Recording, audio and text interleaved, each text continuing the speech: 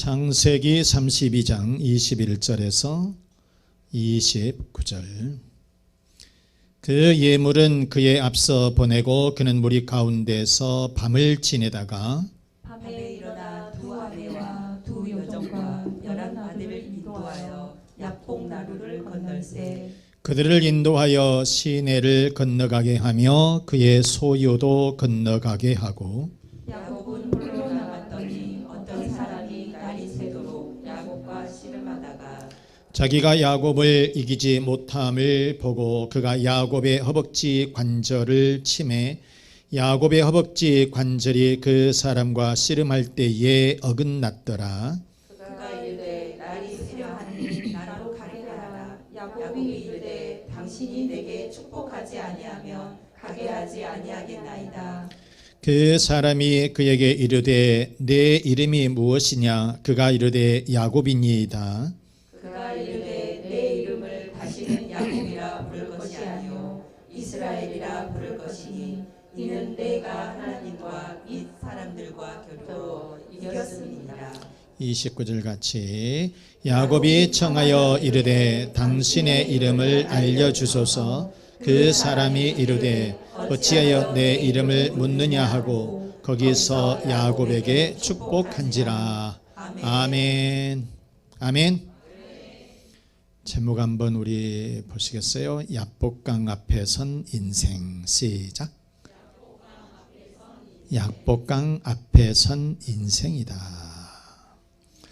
여러분, 우리 이 본문은 다 잘 아는 내용입니다. 교회를 좀만 다니면 뭐 야곱 하게 되면 다 아는 그런 내용인데, 이삭에게는 쌍둥이 자녀가 있었죠. 아들이 있었는데 거기에 첫 아들은, 큰 아들은 예서, 그 다음에 둘째 동생은 야곱이라 그랬어요. 그런데 이 나중에 태어난 이 야곱이 좀 이따 태어난 것이 아니라 형의 곧장 발꿈치를 잡고 태어난 거예요. 좀 희한하죠? 형의 이런 발꿈치를 잡고 태어났다. 그래서 동생의 이름을 야곱이라고 불러준 거예요. 야곱이라고 이렇게 지어줬는데 바로 이 야곱의 뜻은 발꿈치를 잡고 태어난 자라, 그런 뜻이에요. 발꿈치를 잡고 태어난 자. 쉽게 말하면 우리는 약탈자라고 하는 거예요. 남의 것을 무엇인가 잡으려고 하는, 무엇인가 내 힘이 아니라 남의 것을 의지해서 살려고 하는 그런 사람이었다. 그래서 이 야곱은 다른 사람과 이런 관계에서 수단 방법을 가리지 아니하고 무조건적으로 이기려고만 했어요. 심지어는 자기 형을 속여요. 자기 아버지도 속여요. 그러면서 어떻게 하든지 내 것으로만 빼앗으려 보려고 하는, 이기려고 하고 내 것으로 빼앗으려고 해서 내 것으로 만들려고만 하는 이런 이기적인 사람. 여러분, 우리가 잘 알지만은 이 이스라엘은, 우리나라 조선도 마찬가지지만은 이스라엘은 장자에게는 엄청난 축복이 주어졌습니다. 그런데 똑같이 태어났어도 형은 형이잖아요. 쌍둥이지만은 이 형에게 이 장자권이 가는 거예요. 그래서 이 야곱은 어떻게 해서든지 이 형의 장자권을 빼앗아 버리려고 했다. 그래서 형이 사냥을 하고 돌아와요. 그러면 얼마나 지치고 피곤하겠습니까? 그래서 형한테 딱 협상을 한 것이 팥죽을 주는 거예요. 그리고 그 형이 가지고 있는, 네가 갖고 있는 그 장자권 나한테 줘. 그래서 결국은 팥죽 한 그릇을 가지고 이 장자권을 빼앗아 버렸다는 것이에요. 그리고 아버지가 늙어서 눈이 안 보이니까 아버지를 속였어요. 그리고 이 장자의 축복을 아버지로부터서 또 받게 되는 거예요. 이 사실이 들통이 나니까 자기의 형 예서가 화가 진노를 한 거예요. 머리끝까지 올랐어요. 그래서 내가 너를 죽이겠다.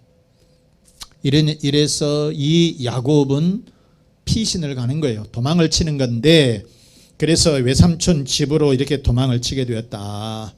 자, 여러분, 우리가 볼 때 인간적으로 보면 야곱이 좋은 사람, 나쁜 사람?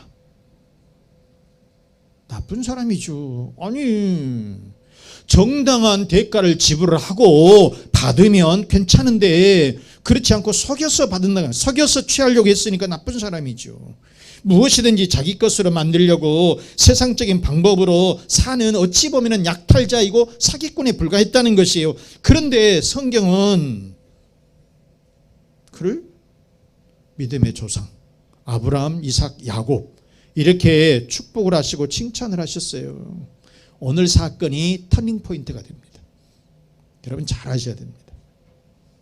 오늘 이 사건이, 오늘 이 본문의 말씀이 이 야곱이 그렇게 약탈자로 살았던, 어찌 보면 인간적으로 살았던 그 사람이 이제 하나님의 방법으로 살게 된다는 거예요.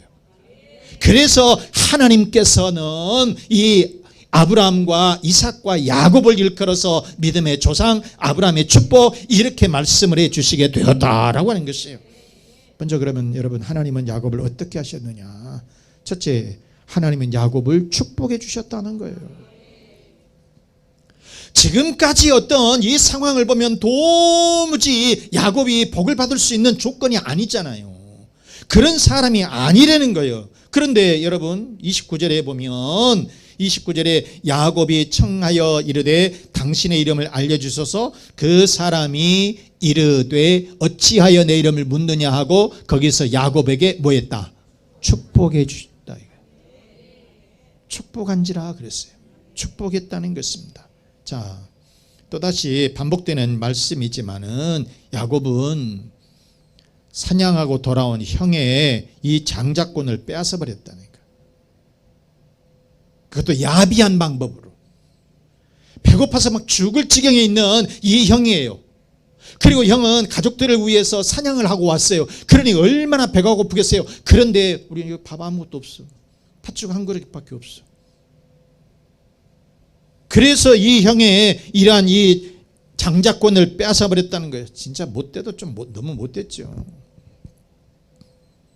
결국 형의 진노를 받아서 야곱이 도망을 쳐야 돼. 피신을 가는 거예요. 어디로 갔느냐? 지금 지진 난 곳이 터키죠. 튀르키예. 거기 이 남쪽으로 조금 내려가면 시리아하고 국경지대가 있습니다. 거기에 하란으로 도망을 쳐요. 그래서 자기 외삼촌 집으로 이제 도망을 칩니다. 그게 하란 지방에 있는 그 외삼촌 라반의 집이에요. 거기에서 무려 20년 동안을 살아요. 20년 동안을 머슴살이 하면서 자기 외삼촌 집에서 품삯도 제대로 받지를 못하면서 그렇게 살았다는 거예요. 물론 14년 동안은 품삯 한 번을 제대로 받지를 못했어요. 그리고 그냥 결혼하고 자식들 낳고 그렇게 살다가 나머지 6년 동안은 하나님께서 물질 축복을 주시게 되니까 그때에 엄청난 재산을 모으게 되어요. 그런데 한 20년쯤 있다 보니까, 그리고 재산을 모으고 그 다음에 자식들이 생기다 보니까 뭐가 생각나요? 고향으로 돌아가고 싶은 생각. 고향으로 돌아가고 싶은 거예요. 그런데 문제는 자기 형이 지금 나를 용서했을까 안 했을까, 나를 지금 어떤 마음으로 나를 받아들일까, 이것이 상당히 걱정이 된다는 거예요. 그래도 생각할 때 20년이나 지났는데 강산이 2번이나 바뀌었는데 나를 이미 이제 잊어버렸겠지, 용서했겠지, 이렇게 생각을 하고, 그래서 이 자기의 이 자녀들을 데리고 그 다음에 아내들을 데리고 그 많은 모았던 모든 재산들, 가축들을 다 끌고 이제 고향 땅을 향해서 가는 거예요. 그런데 마음에 꺼림칙해. 그래서 먼저 사람들을 보냈어. 자기 형의 어떤 상황인지. 그래서 보냈는데 그 심부름하는 이 사신들이 딱 와가지고 하는 말이, 큰일 났습니다. 온다는 소식을 듣고서 병사 400명, 사병들 400명을 거느리고 지금 쳐들어오고 있습니다. 살겠어요, 죽겠어요? 여러분 생각을 해요. 40명도 아니고 400명이나 끌고 내 이 야곱 이놈들을 다 죽이겠다. 너만이 아니라 너희는 처자식을 다 죽이겠다는 거예요. 그러니까 오금이 저리지 않았겠어요. 그때의 이 야곱의 심정 얼마나 사시나무 떨듯이 발발발발 떨었느냐 하면 32장 7절 말씀에 보면 이렇게 말씀했어요. 야곱이 심히 뭐 했다고요? 두렵고 답답했다. 자기와 함께한 동행자와 양과 소와 낙타를 두 떼로 나누었다. 여기서 심히 두려웠고 답답했다. 이 말씀은 무슨 말이냐면 두렵다라고 하는 야레 요 말은요 무서워서 벌벌벌벌 뜬다는 거예요. 이스라엘 백성들이 신에서 큰 불이 이렇게 솟았는데 그때 이것을 보고 사람들이 얼마나 벌벌벌 떨었겠어요. 무서웠겠어요. 이 현상을 일컬어서 야레라고 그래요. 그러니까 지금 이 야곱이 이 상황을 듣고서 얼마나 겁을 먹었는지 사시나무 떨듯이 벌벌벌 떨었다. 그런 얘기인 것입니다. 자, 이렇게 되니까 여러분 이 정도 되면 어떻게 되겠습니까? 딱 야곱은 지금 어떤 인간이에요? 인간적인 방법으로 사는 사람이에요. 그래서 잔머리를 또 써요. 32장 7절 말씀에 다시 한번 보시게 되면 야곱이 심히 두렵고 답답하여 자기와 함께한 동행자와 양과 소와 낙타를 뭐라고? 두 떼로 나누고 그랬어요. 이 말씀은 무슨 얘기냐면 이게 둘로 나눈 거예요.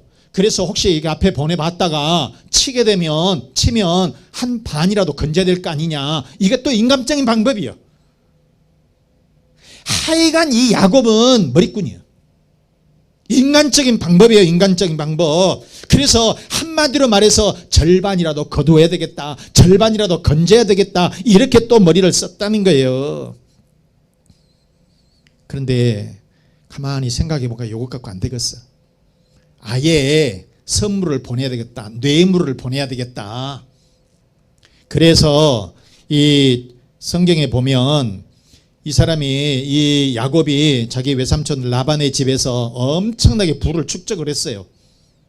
그래서 이거를 가지고 이제 끌고 이렇게 왔었는데 여러분 사람은 그러잖아요. 선물을 큰 것을 주면 마음이 좀 녹잖아. 그래서 암염소를 200마리, 순염소를 20마리, 암양을 200마리, 순양을 20마리, 출산한 낙타와 새끼들을 주고 암소를 40마리, 숫소 10마리 막 등등 해서 엄청나게 이거를 사람들과 함께 보내기 시작해요. 하나 보내고 또 하나 보내고 그러면서 그 종들에게 무슨 얘기를 하냐면 자기 형한테 그래요. 극존칭을 써가면서 제가 잘 섬기겠습니다. 잘못했습니다. 제가 잘 섬기겠습니다. 이렇게 이 종들에게 이 야곱이 자기의 형에게 종을 시켜서 이렇게 보내줬다는 것이에요. 자, 그런데 한 번 보내고 또 보내고 계속적으로 지금 보내고 있습니다. 계속적으로 지금 보내고 있어요. 밤이 됐습니다. 재물을 다 보냈어요. 이제 자녀들도 보냈습니다. 지금 야복강 앞에서 강나루가 좀 얕은 곳이 있는데 거기에서 이렇게 보내고 그 다음 또 보내고 또 순서대로 계속해서 보내고 그 다음에는 여러분 제일 중요한 게 뭡니까? 재산보다 더 중요한 게 뭐예요? 자식들이잖아. 그런데 아내들도 보내고 4명의 아내들을 다 강 건너로 보냈어요. 그리고 자식들도 12명을 다 그리 보낸 거예요. 11명 다 이렇게. 야곱에게는 12명의 자녀가 있었는데 이제 다 보낸 거죠. 이제 누가 남았습니까? 혼자 남았는 거예요. 혼자 덩그러니 남았다는 것입니다. 자, 밤이 깊었어요. 새벽이 옵니다. 그런데 야복강 이 강나루 앞에서 혼자서 덩그러니 남아있는데 여러분 얼마나 기가 막힌 일입니까? 진짜 얼마나 여러분 슬픈 일이에요. 자기 자신이 너무너무 초라한 거예요. 20년 전에 그 형을 속였다라고 하는 거, 인간적인 방법으로서 장자권을 빼앗았다라고 하는 것이 하나님의 진노였고 그 다음에 예서의 진노였어요. 20년이 지났음에도 불구하고 형은 400명의 이러한 병사들을 거느리고 죽이겠다고 하니까 이것 보내고 저것 보내고 다 보냈는데 그들이 제대로 가기는 했는지 죽었는지 살았는지도 몰라. 오늘날 같이 무슨 휴대폰이 있어서 상황을 보고한 것도 아니고 아무 상황도 몰라요. 그런데 밤은 되고 혼자 이렇게 강나루 앞에서 강둑 앞에서 이렇게 서 있는 거예요. 얼마나 여러분 진짜 보면 초라합니까? 얼마나 서글픕니까? 이제는 아무것도 없어요. 목숨도 위태롭습니다. 그때에 여러분 남은 것은 딱 하나예요. 이제 줄 것도 말 것도 없어요. 사람의 방법이 아무것도 없어요. 하나님 앞에 엎드리는 것밖에 없다는 거예요. 하나님 앞에 엎드리는 것, 하나님 앞에 완전히 복종하는 것, 하나님 앞에 매달리는 것밖에 없다는 거예요. 여러분 하나님은 야곱이 돌아서기를 바랬던 거죠. 네 머리로 살라는 얘기가 아니에요. 인간적인 방법, 세상적인 방법을 갖고 살아가서는 너는 아무것도 할 수 없다는 거예요. 그래서 이 모든 것들을 보내고 심지어는 내 자식들까지 다 보내고 나서 혼자 덩그러니 서 있을 때 너 하나님 앞에 엎드려라 그거예요. 여러분 야곱은 더 이상 물러설 수 있는 방법이 없는 거예요. 물러설 수 있는 곳이 없어요. 막다른 꿀목이에요. 마지막 보루예요. 그래서 이제는 인간적인 방법이 아니라 하나님 앞에 엎드리는 것밖에 없다. 그때 천사가 나타나죠. 24절 말씀 봐보세요. 야곱은 홀로 남았더니 어떻게 했다고요? 혼자 남았어요. 어떤 사람이 날이 새도록 야곱과 씨름했다 그랬습니다. 이게 천사예요.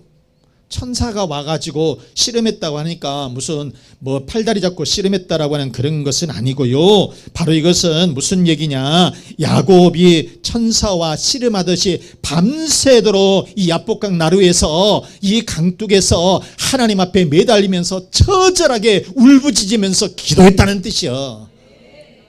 지금 상황은 아무것도 없다니까 여러분. 재물도 지금까지 내가 돈이면 된다 이렇게 생각하면서 재물을 악착같이 모았어요. 그리고 결혼해서 자식들 새끼들 낳고 이게 하면 되겠다 싶었어요. 그런데 이 모든 것들을 다 버려놓고 이제는 방법이 없어요. 내가 사느냐 죽느냐 문제예요. 이런 상황에 그가 할 수 있는 것은 하나님 앞에 엎드려서 하나님 앞에 매달리면서 눈물 콧물 쏟으면서 피눈물을 쏟으면서 하나님 앞에 매달리는 방법밖에 없었다는 거예요. 여러분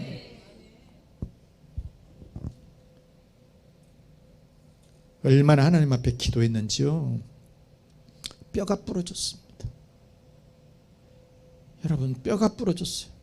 얼마나 여러분 옛날에는 우리가 어렸을 때 청년 시절에는 산에 가서 소나무 뿌리를 뽑으라고 그래요. 소나무를 몇 그루 뽑으면 하나님의 응답이 있다고 그래요.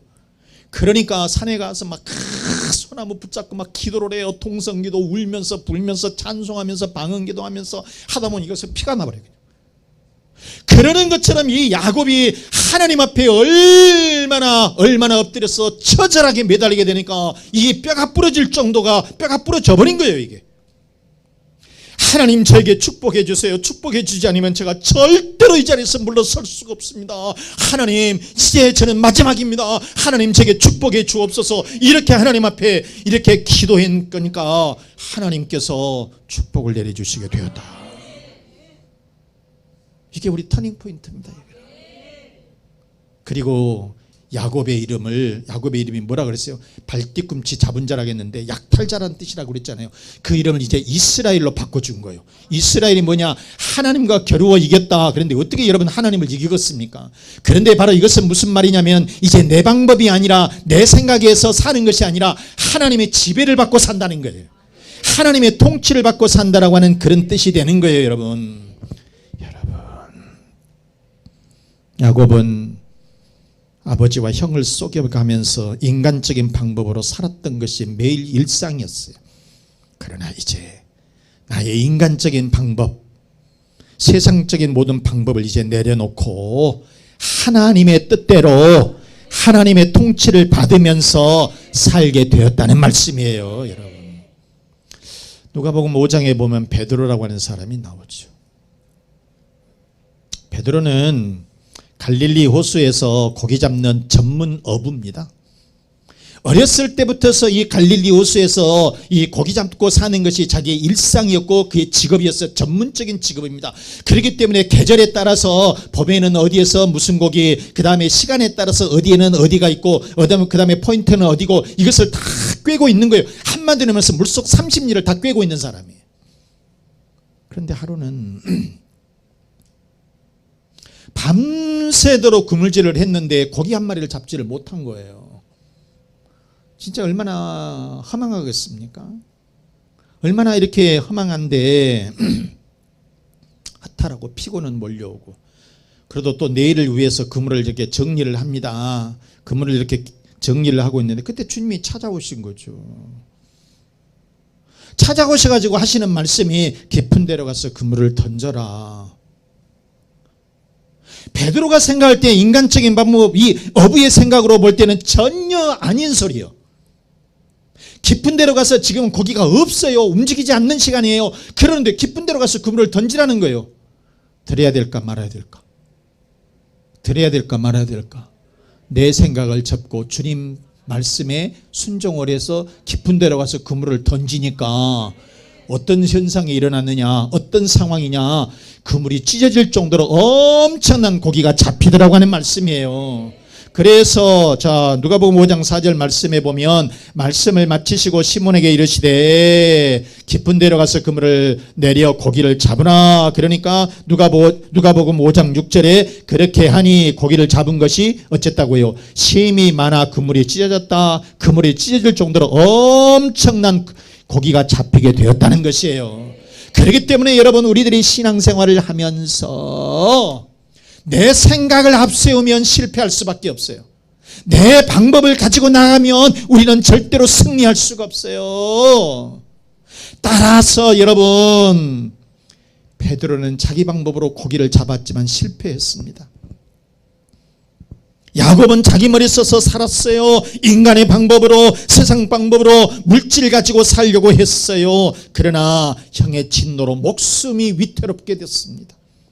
하나님의 진정한 축복을 받을 수가 없었어요. 그런데 내 방법을 내려놓고 베드로도 내려놓고 야곱도 내려놓고 이렇게 되니까 하나님께서 큰 축복을 주시게 되더라.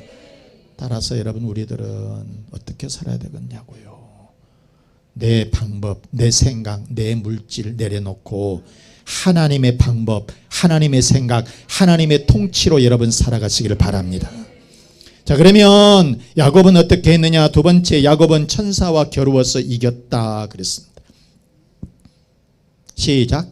야곱은 천사와 겨루어 이겼다. 이 말씀은 무슨 말씀이에요? 자신을 굴복시키라고 하는 거예요. 자신을 굴복시켜서 하나님의 생각, 하나님의 통치를 받으면서 살아라. 내 생각을 앞세워서 사는 것이 아니라 하나님의 생각, 하나님의 통치를 받으면서 살라라고 하는 말씀인 거예요.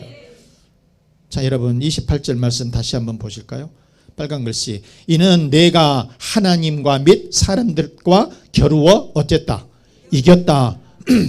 여기서 내가 이겼다라고 하는 것이 아니라 이것은 내 방법을 버리고 하나님의 통치를 받으면서 살았다라고 하는 것이에요. 천사를 이겼다라고 하는 뜻이 아니에요. 씨름했다라고 하는 뜻이 아니라 하나님, 내 방법을 다 지워버리고 하나님의 방법, 세상적인 방법을 지워버리고 하나님의 통치대로 살았다라고 하는 그런 말씀이 되는 것입니다, 여러분.